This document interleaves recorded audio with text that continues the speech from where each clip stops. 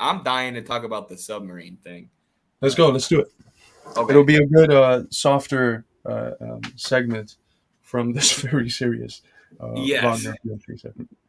Yes, from the main geopolitical story in the world right now, and the most consequential conflict in the world right now, we jump to the Oceangate tragedy or comedy, depending on who you ask. But um, I'm less like there's been all this debate about how should we feel about these billionaires who died? How should we feel about them morally? And I'm less concerned with that and more concerned with the systemic things that allowed this to happen. How Mm. this was a tragedy caused by capital. Because looking into this, like, because at first everyone was like, "Why would you sign up for this? Why would you sign up for this? It seems so dangerous." But if you look into the history of submarines and diving deep, like humans in 1954 went to the bottom of Challenger Deep, the deepest known part of the ocean. Right. So if they did that in 1954, why would you think that they can't go to the Titanic in 2023, which is, far less deep? It's like 2 miles down. Challenger Deep is like twice or many times deeper. But what was happening was this guy, Stockton Rush, the CEO of Oceangate, was cutting a lot of corners. Mm. The submarine hadn't been regulated by literally anybody. And he was buying parts from Camper's World. Of course, the submarine was powered by a Logitech gaming controller, which has become a meme. But this is what happens in a basically ANCAP society, in a society with no regulation. You have these billionaires. I mean, basically, it was just a billionaire who whipped together a submarine to take people on joyrides, and um, it imploded. And he was lying about the safety risks. He was marketing it as something that was totally safe. And if you think about how many times a year we sign a terms of service agreement without reading it or check I Mm. agree, right? That's what these people did and assumed they were safe. And there's actually an NBC reporter who had previously taken Oceangate submarine, the Titan, to the bottom of the Titanic. And he said, when I was signing away to do it, I'm like, well, they wouldn't do it if it wasn't safe, right? I'm sure there's regulators. They wouldn't have this company if they didn't know what they were doing. But behind the scenes, they didn't know what they were doing. It was, somebody who wanted to be remembered by in history as an innovator or whatever, as a groundbreaking entrepreneur and capitalist. So he cut a bunch of corners and ended up getting 5 people killed. And what the sad story really is, two of the people on board, the people on board were Hamish Harding, a billionaire, a Pakistani billionaire, one of the richest Pakistani families in the world, and his son, a French diver, and then Stockton Rush himself, the CEO. So what they're saying is this Pakistani 19-year-old kid was pressured into doing it by his father. So he didn't even want to be there in the first place because he was terrified of it. And then this is what happened. So I do feel bad for this kid, but the real story here is the lack of regulation and the willingness to cut corners in order to make a profit, right? And space. This is what happens when you have space and ocean exploration led by capitalists, led by Mm. the capitalist ruling class, rather than under a socialist economy. Maybe we'd be sending scientists down there to study the Titanic or whatever. Or we would if there's going to be extreme tourism under socialism, at least it needs to be regulated. Um, so yeah, and I don't know, you can add anything you want to add there, Carlos, but I also have a video of the guy Stockton Rush talking about cutting corners and basically admitting what was going on. But I'll let you add anything you want to add first. No, you've been tremendously thorough, a lot more than I could have, because I haven't. The craze, the social media craze about the videos and the posts. For some reason, I haven't gotten many. I've just seen like memes where for some reason I see the submarine and then some whales next to it. People are trying to connect like killer whales to the submarines. I don't know what's going on. I was asked about it by Hard Lens Media in an interview a couple of days ago, and I saw a video and don't have much background knowledge on it. But Louis just said something hilarious. I watched the video before the sub launched dudes sealed 17 bolts with hand ratchets and not torque wrenches. If I see that, I'm jumping out. Oh It's like my God. it's like the videos of when you get into a roller coaster and you see like a bolt that's just hanging out, and they do that to mess with people. But yeah, um, I think it's really good what you're doing, and it's something I haven't seen done, which is like, what are the conditions for the possibility of this failure? And it's the same cutting corners that led to Palestine, Ohio, and that leads to constant hundreds of train derailments each year in the U.S. Which is, you cut corners precisely because doing so allows you to save in the cost of production, and doing so allows you to have more profit at the end of the day. And that is fundamentally, if you really think about it, the cause of all of these tragedies, whether it's Palestine, Ohio, the train derailments, the submarine, whatever it might be, and whatever other ones we're going to experience because of the privatization of, space exploration and ocean exploration. The source of these tragedies are rooted in the fact that these activities are done for the sake of profit, and that incentivizes cutting corners and not prioritizing safety, human well being, the actual exploration, but the profit. And then safety and the exploration itself ends up being a sort of latent effect, a secondary thought to how much profit can be made with these explorations. But you're right. There's been these submarines dives for um, almost a century now, and I was actually talking to my wife yesterday, and she told me something quite funny, that she was super obsessed with the Titanic when she was in elementary, and when she was a little girl, one of the sort of central questionnaire questions that she would ask potential friends was, "When I'm older, I'm going to go in a submarine to see the Titanic. Are you coming with me?" And, so that's Nope. like yeah, 20 years ago. Now she's like, "Yeah, I maybe it's good that I don't want to do that anymore." But um, you would think that technology would develop in 20 years to the point where, if it was ever likely for something like this to happen, it would definitely become more and more impossible. But that's not the case, because the innovation is um, stifled. It's limited. It's Fed. fettered by the Jinx. it's fettered by the bottom line, which is profit.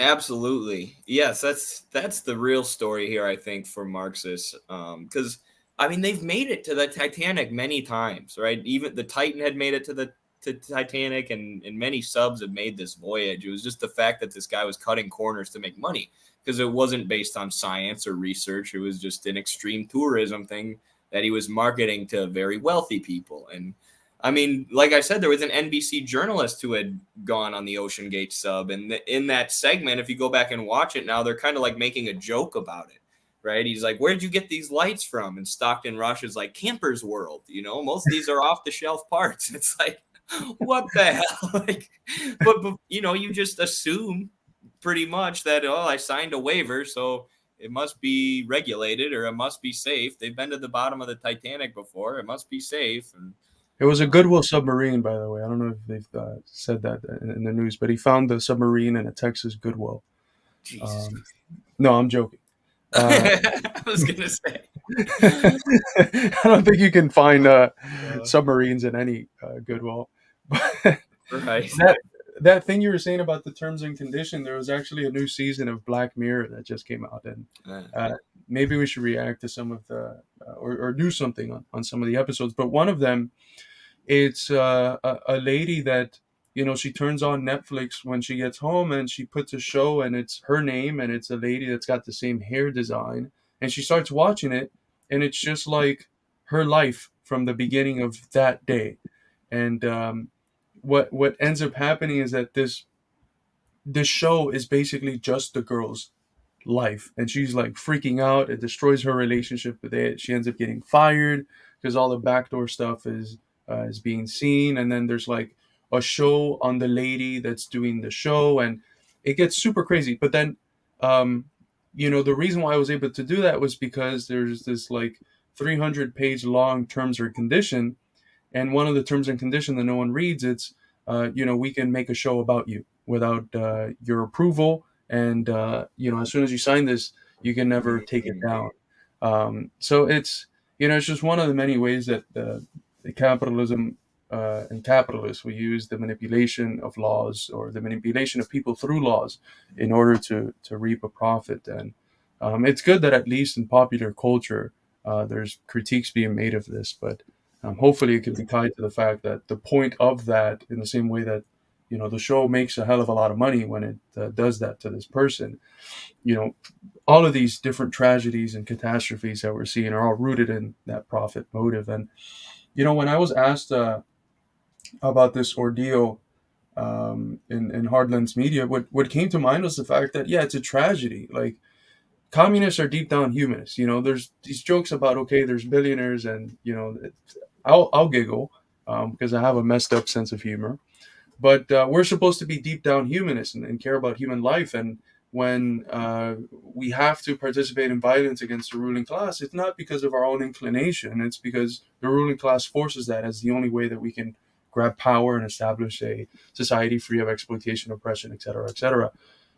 So we have this deep humanistic sentiment, and I don't feel happy by those four people having that tragic death, but I'm more concerned with the fact that there's millions of people dying similar or perhaps more tragic deaths from hunger, from malaria and preventable diseases that are rooted in poverty, from bombs landing on their heads, or kids that are born in within a couple of years they die because there Even was immigrants getting uranium. lost at sea, like the same type of thing. But they don't send a whole search party out for poor They don't people. send a whole search party. Kids that die when they're 2 years old because there was uranium depletion bombs landed on their areas, and they were born with deformities. These are all very, very tragic deaths that happen by the millions, or at least hundreds of thousands each year, that are caused by capitalism, like these are, and they get no media attention and no resources towards the prevention of those deaths, in the same way that the submarine and these four lost lives did. So some lives under this system are worth more than others, and the worth of those lives is dependent on how much they have, how much they own. Your worth is not as a human being; it's dependent on how much you own. Right. And I forgot to say, this is probably the most damning part, was the regulation would have cost about $250,000, I believe, and this guy didn't want to pay for it. He didn't want to pay for a safety inspection. So we got multiple letters from scientists, researchers, literally saying you're going to get someone killed. You need to regulate this. You need to take more safety precautions. And the guy was really cavalier about it, ignored them, said, I'm an innovator. Innovators need to take risks. And then an employee actually spoke out about it, and he fired him. So he did everything he could to suppress the people who were telling him to be safe, because he was hungry for that profit. He knew he could sell dives to rich people, to billionaires, for $250,000 at a pop or whatever. And he didn't want to take the time to spend money on regulation. And, in the end, he paid the ultimate price himself. It's almost like poetic in a way, although tragic. But here's an interview. This is from that segment I was talking about earlier, where the NBC reporter went down to see the Titanic. So let me Can know I how just the say something audio real is. quick? Just real Yeah, quick. It's insane how um, cutting corners and making things worse can be passed off as innovation. right. Because it saves costs, monetary It saves costs. costs, right? And instead of innovation being you made a submarine that's so good that it's literally impossible for this to happen, innovation is seen not just by the people watching this, but by the guy himself as, how can I cut corners? How can I save on costs and make the most profitable submarine? How do I save on my P, my productive capital in the circuit of industrial capital? There we go. Yeah. An experimental submersible vessel that has not been approved or certified by any regulatory body and could result in physical injury, disability, emotional trauma, or death. Where do I sign?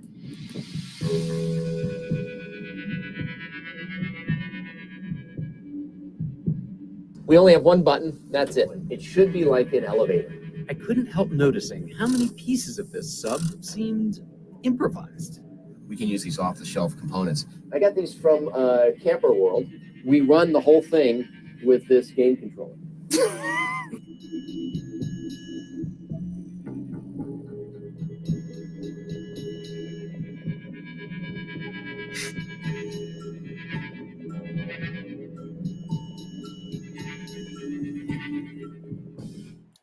So that wasn't even necessarily the interview I was thinking of. There's another one where he says he wants to be remembered as an innovator.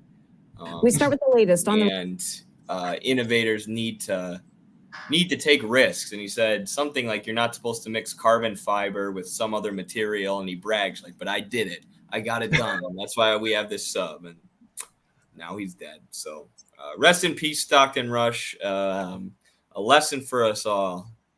Don't let the greed of capital lead you to have a catastrophic implosion in a submarine at the bottom of the ocean. Yeah. Crazy story, though. Crazy times we live in, I tell you. So why are people connecting it with whales? Because the orcas have been like working together to like take out yachts, like rich people's yachts. So then that story's been going on and it's become a meme.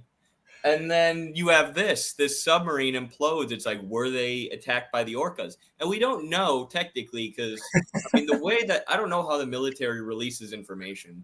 I'm sure there's processes and stuff and they're limited in what they can say.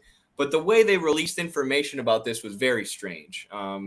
They dropped sonar buoys in the water to measure the acoustics, but that was after the sub had already gone missing. So those sonar buoys didn't catch anything.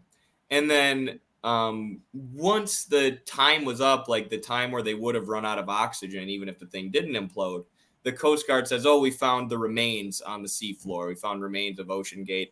And then the military comes out and says, "Oh, by the way, we already were measuring the acoustics of the water in case Russia attacked us. And there was a big explosion." But I don't know why they took like 3 days to release that information. It's a little bit weird, honestly. But like I said, I'm sure there's processes where the military can't just release any info or say anything. But so the military said there was, we were measuring the acoustics of the water and there was an explosion that we measured that would be consistent with an implosion of the sub. Because think about it, when you're down there at the bottom of the ocean, all that water is crushing you. And it's described as like being crushed by an Empire State Building on every side. The death would have been instantaneous, within milliseconds, they would be gone. Versus what everyone was scared about was that they were trapped down there running out of oxygen slowly at the bottom of the ocean, which would have been horrible. But right. I wonder if anyone from the right has came out talking about the orcas being like Chinese funded orcas put out there to overthrow rich sailors. But yeah, I can see the connection. It's a memeing that I'll approve. It's a good memeing. Right. There's a sixth socialist state or a Marxist-Leninist state, and it's Oceania, ruled by the proletarian orcas. So, you know what's crazy about this? The name. Like, Oceangate sounds like itself a conspiracy. I thought the conspiracy was called Oceangate until I saw the submarine, and I was like, it's almost prophetic. Like, because you have Pizzagate, Russiagate, you have all conspiracies or somehow they get gate after it. So it's almost like this was destined to end in a fashion like this. Yeah, it does. Yeah. And that makes me want to that almost makes me want to find this interview of Stockton Rush let's take a look at Titan, where he's talking about like the need to cut corners if you want to be remembered as an innovator. I'll try and bring it up here because it does seem like this was destined to happen. Like once you learn the background, even though much deeper dives have been accomplished before, it seems like this was a disaster waiting to happen because this guy had so thoroughly become a personification of his own capital, to where he didn't care about his own life or human life, or he was just cavalier about it at least. So we're coming into the sub. This is the only toilet available on a deep diving submersible. Best seat in the house. You can look out the viewport. We put a privacy screen in, turn up the music, and it's very popular. We have our control screen here, our sonar screen here, and we can put any image we want in the back. We've taken a completely new approach to the sub design, and it's all run with this game controller and these touch screens. So if you want to go forward, you press forward. If you want to go back, you go back. Turn left, turn right, go down, go up. And it's Bluetooth, so I can hand it to anybody. And it's meant for a 16-year-old to throw it around, and super durable. We keep a couple of spares on board just in case. This is the second year we've been out to the Titanic. We went out in 5 8-day missions. We did about 10 dives to the wreck site of the Titanic, and we did an extra dive on an undiscovered reef that we found. So that's, again, not the video I was thinking of, but it does show like how cavalier his attitude is towards safety, and it's really just a billionaire who had enough money to buy parts off the shelf at Campers World and stuff, threw together a submarine, and because there's no regulation in this country, was allowed to do it without it being safe, without it being regulated by literally anybody. Is he American? Good question. Because I was going to say, like, if he started this a year or two ago, and he's American, and the Pizzagate and Russiagate, like, we have this connection of, like, conspiracies to gate. Right. So if he named it, right, like, I just don't see anyone knowing this connection and then just, like, naming their product in a way that resembles, like, an ocean conspiracy or something. Do you think he planned the whole thing? That's Occam's razor. That's the only conclusion we can actually come to.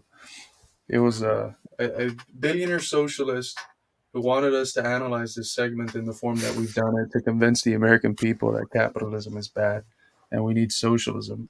And so he called his submarine Oceangate, so that we can make the Oceangate conspiracy. Yeah, and then sacrifice his own life. And now we have the Oceangate conspiracy about Oceangate. True. I think we figured it out. I feel like Trump repealed so many regulations when he was in office. I feel like any regulation that did exist in this country on these people like Stockton Rush is just gone after Trump. Like, they're pretty much free to do whatever they want. As long, like, it's literally like anarcho-capitalism. It's like Ancapistan. If you sign a contract, you can do whatever you want. Like, you can have a service where people sign a contract and they just jump off a bridge. And it doesn't have to be regulated. It doesn't have to be safe. As long as you sign a contract, you're good. Because of the belief that humans are just totally rational actors in the market. When this proves that that's not the case. 5 people signed up to get on a sub that was not safe, that was destined to have a disaster at some point, where many scientists were writing to Stockton Rush saying you're going to kill somebody. But yeah, this is the future that ANCAPs want. Right. And it's not disconnected from, like, slap boxing. No, true. It's I hate that shit, man. Stupidity for entertainment that's profitable. And that puts people's lives at risk for the sake of entertainment and profit. And you got people who need money signing up to do the slap fighting for $2,000. $2,000 is what people are being offered to be KO'd with someone's, like, palm, which hurts just as bad as a freaking fist, and they're defenseless. It's like, well, they signed up for it. Like, well, did they? They don't have their needs taken care of. They don't have housing. They don't have food. They don't have water. And this way to get those things is, getting slapped in the face, getting a concussion. And they're not even going to pay for your health care once you leave. So, yeah, it's a sick society. Right, because you can get brain damage from it, and unless you have really good insurance, I don't think that the $2,000 is gonna come even close to covering treatment for the brain damage. But not even close. CTE is a silent killer of combat sports athletes and the NFL especially. I mean, the NFL is ridiculous how much head trauma they take, but it leads you to have a mental breakdown, basically become a different person, fall into depression, isolate yourself from all your family and friends, and become suicidal. It's one of the most horrible ways to die, and it's horrific that it's happened to so many athletes, including famous, good athletes like Vincent Jackson of the San Diego Chargers, and Junior Seau, famous Patriots linebacker, who took their own lives because of CTE after falling into alcoholism. So yeah, that's the future for these slap fighters, but they'll have even less money and even less support than a lot of these NFL players because Dana White is a piece of human garbage who only cares about his own profit.